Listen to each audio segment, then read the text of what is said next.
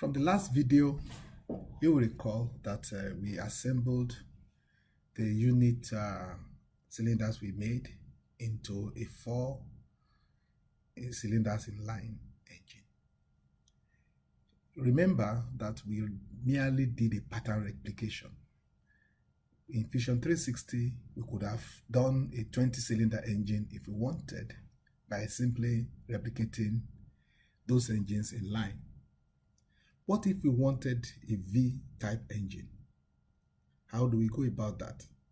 In this video, we will take a look at a V engine that was made with the same kind of arrangement that we had last time. Go back to the beginning of this particular file and just do a manual walkthrough. This is familiar creation of the connecting rod, and then we create the piston, and then reduce the piston to the level we want. After doing that, then the next set of operations will create the next set of operation will create for us the crank, and then the pin is slightly enlarged now compared to what we had before. Now we have the rotating portion of the crank, and then at that edge we make at these two ends we use the method we have already described to create the position for the pins to hold the two portions of the connecting rod together, making the holes on the connecting rod as already been described. Now we have a cutting plane, cutting this into two, and then making a component of the second portion of the cut connecting rod there, and then push this one to one side, then push the piston to go meet it there. So the feature was created by selecting the components to be replicated. So two were selected, the direction, obviously the x-axis direction, the quantity to be created is 2, is moving in one direction, and then there's no difference in this case between the choosing of extent and spacing because we are only creating 2, and on the other axis we choose only 1, and then select OK, and that is done. So that's how this was done. It's a bit simple now. By pattern replication, this second connecting rod with the piston. The next thing for us to do now is to separate the two systems into an angle 90 degrees while moving the crankshaft into an angle 45 degrees to both of them. And that can be done by taking 2 steps.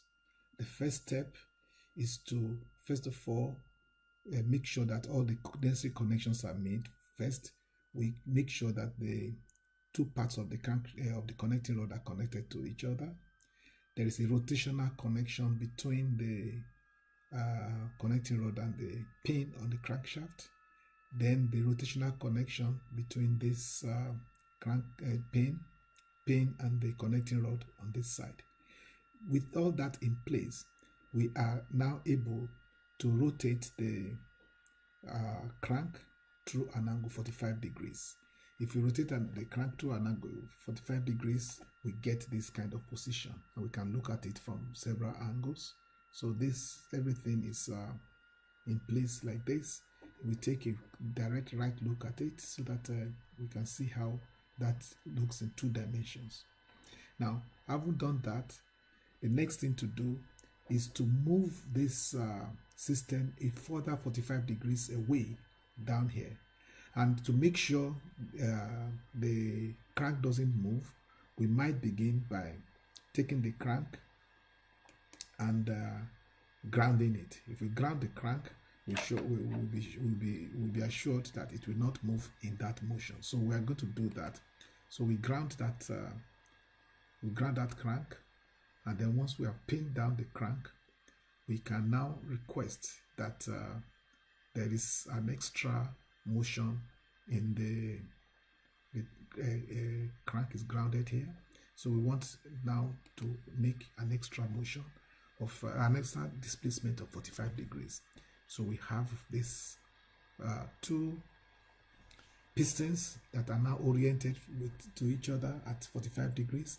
At this point, we can go back now and unground that crank so that we can now complete the fixing of the necessary joints in the other connecting rod and piston before we begin the replication process.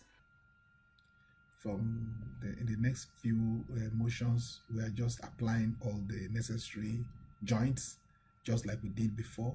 We will joining the piston to its pin, the pin to the connecting rod to the crank shaft, and then the upper part of the connecting rod to the lower part of the connecting rod, and all the connections that we have, just like we made them previously. Look at the profile that was used to create that. So we take a profile. This profile was taken on top of the piston. So on top of the piston, we just do a 2-point rectangle to the extent that we need, and then we are just going to extrude that both ways as far as we like. So, and that's how that is created. Very pretty straightforward and simple.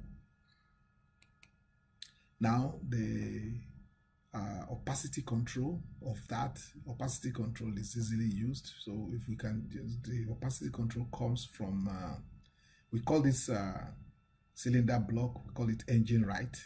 And if you right click on it, you see there is something called opacity control in the drop down menu. Just by choosing anything other than 100%, it's going to give a measure of transparency. If you choose 0, then it will be fully transparent, as if that part did not exist. We do this just to give us an idea of what's going on inside the cylinder, instead of just imagining that. So from that point, we move on. Just a repeat creation. Here we see the profile that was used to create that part again is given, and then what we do is extrude to both sides. And once we extrude to both sides, we have that object. And then again, using a different opacity control just to give us a different look between the two, we have that. And then, so from this point on, it's a matter of now doing a pattern. Create pattern would give us a replication of all these things we have done.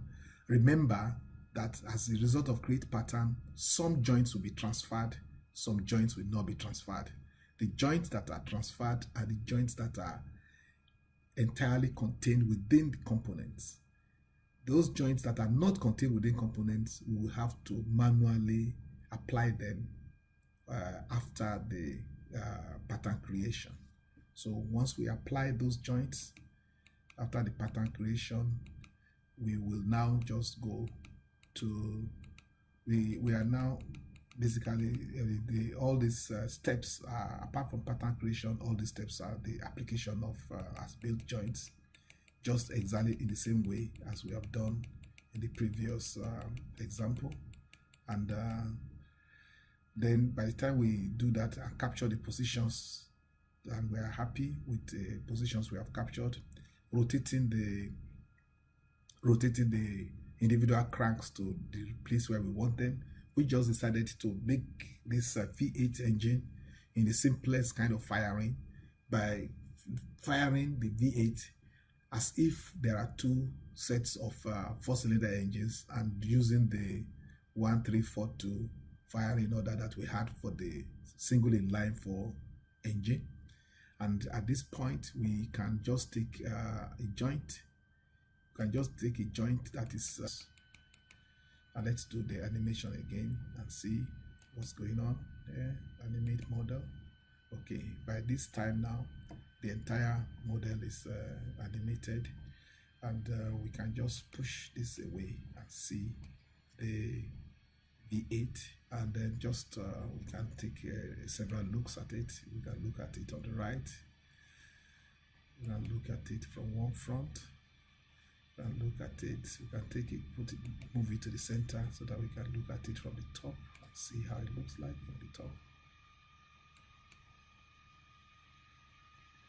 Okay, so, and that is the assembly of our V8 engine, just in the same way as we have had the other engines in previous. A more compact arrangement of the V engine can be achieved by arranging the two cylinders and the crank in the way shown. Here is one unit of such an arrangement, and we